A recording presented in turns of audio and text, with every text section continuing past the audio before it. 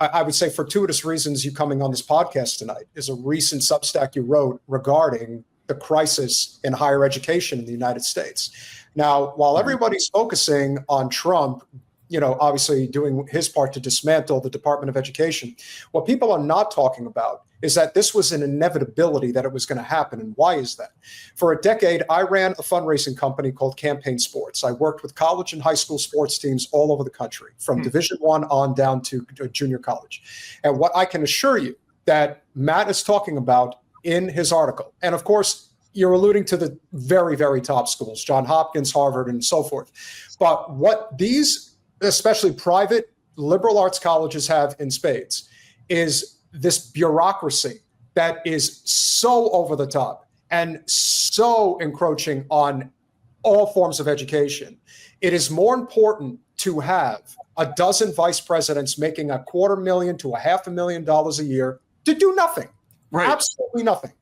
And they're the provost of the division of the whatever chancellor's dean's best friend, that guy. Okay, yeah. I had a good system. I did these comprehensive digital sponsorship campaigns for these teams that needed capital for their travel, for their uniforms, and so on.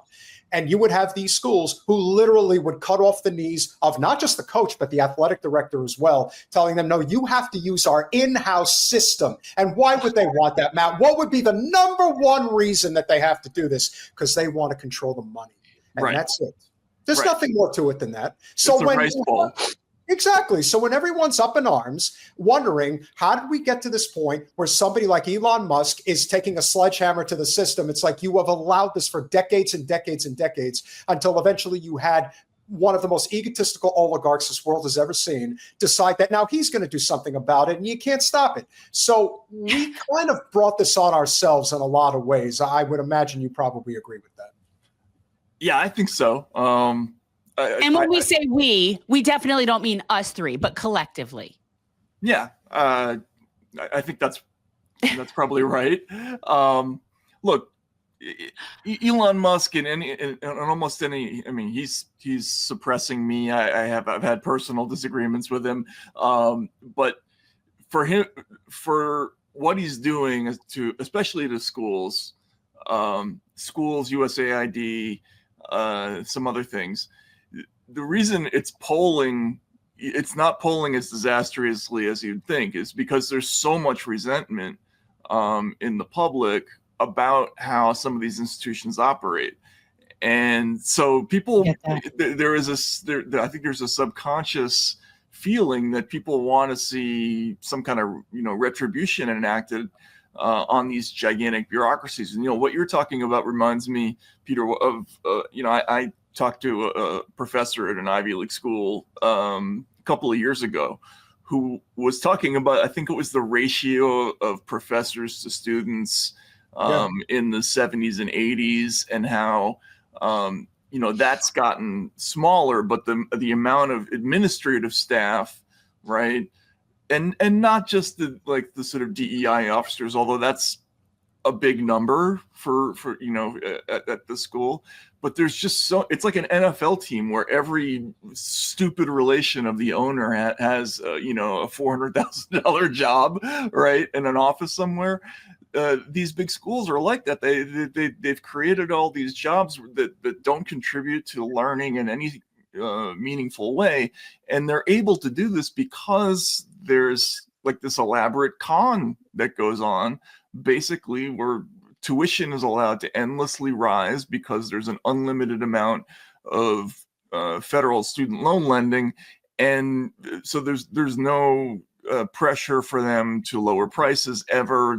For a while they had the additional thing of students not being able to discharge their loans in bankruptcy, which made it even harder, right? So you can just endlessly raise prices even if you're not delivering a good product. And what you see them doing is they never pass the savings on to students, and they hire all those extra people, and they build lazy rivers and hanging gardens and all this stuff almost as an insult, I think, to people. And people get mad about it. I think it's totally natural that they get mad about it. Well, not only that, but you also have a lot of these institutions with very rare exceptions that the sports teams, even football and basketball, lose the school's money. Like this is not as profitable as people make it out to be. Yeah, I didn't know that. Is that true? That is true. Huh. With very few exceptions. You have teams in the SEC and teams in the Big 12, excuse me. Rutgers is not one of them, Jen. Please, when I was in school, we were the Big Eight. Okay, Yeah. so I'm way back. Go ahead. You have your exceptions. You have Ohio State football, you have Penn State football, you have programs like that. But once you get past that, this is a racket. Like it's a full-blown racket. And if I was one of the staffers on DOGE, I would gut this thing I would gut it like 90%. It's that corrupt. And if you guys listen, there's still unfortunately way too many people who do not understand single payer healthcare and why that is the only solution. But I can assure you that if you polled every Trump voter, especially everyone who was a crossover from Bernie Sanders in 2015, 2016, what was the number one policy that everyone universally agreed on? Tuition-free public college starting with trade schools. They are sick and tired of what it takes to actually learn a trade or get an education in this country that allows you to actually start a career without being in any form of debt, much less hundreds of thousands of dollars in debt. Like the absurdity of when everyone's like, oh, don't get your English lit degree. Well, let's just assume that some people were planning to get an English lit degree. Why do we not have a system in this country where if we need more doctors, more welders, more electrical engineers, do we not have a tuition-free system where we want to pay you to learn how to do these jobs? Why do we not have that? That to me should be pretty simple. And we should be asking ourselves why we are not coalescing around this bread and butter issue that everyone can get behind. $70,000 a year for college. It's incredible. I mean, and again, it's so hard to pay off those loans. They make it so complicated. I mean, I did a story on this probably 6-7 years ago, where I interviewed a whole bunch of people who are in their 70s still paying student loans. Like you never get out from under these loans if you make a mistake somewhere along the way. It's impossible to get in, behind the 8 ball again, and it's ridiculous. There's no reason why it should be so punitive to learn a trade, which is supposed to benefit the community, right? Why do we want? Under what rationale does that make any sense? And then you get into the additional problem of the schools that are charging this much. Not only do they have gigantic endowments in many cases, right? Yeah. Like, I mean, look at Harvard, right? Harvard has a $53 billion endowment. I mean, that's ridiculous. But look, just to take, there's an additional issue of schools that just accumulate cash that is not part of their endowment that they could easily pass on in the form of savings to, in tuition. Columbia has $3.7 billion just sitting around that it doesn't use. Most of the state schools have somewhere between 500 million and $1 billion just sitting in bank accounts that they, while they're raising tuition, they're accumulating money. What is that all about? I don't understand what that's Greed. for. Great. Yeah, And it is especially infuriating. And I went on my rant about Columbia last week because as somebody who did do journalism in high school, I had mentioned that twice I went to Columbia Scholastic Press Association for the high school. I don't know if you did it back in high school, Matt, but they do this thing at Columbia, CSPA. And the fact that this campus in particular is this, like they used to pride themselves on the whole concept of protest and what that stood for. And the fact that they're acting how they are now, it's disgusting. Like it's embarrassing to me that I in any way thought it was somewhat prestigious to be invited to that at Columbia. Like this is disgusting.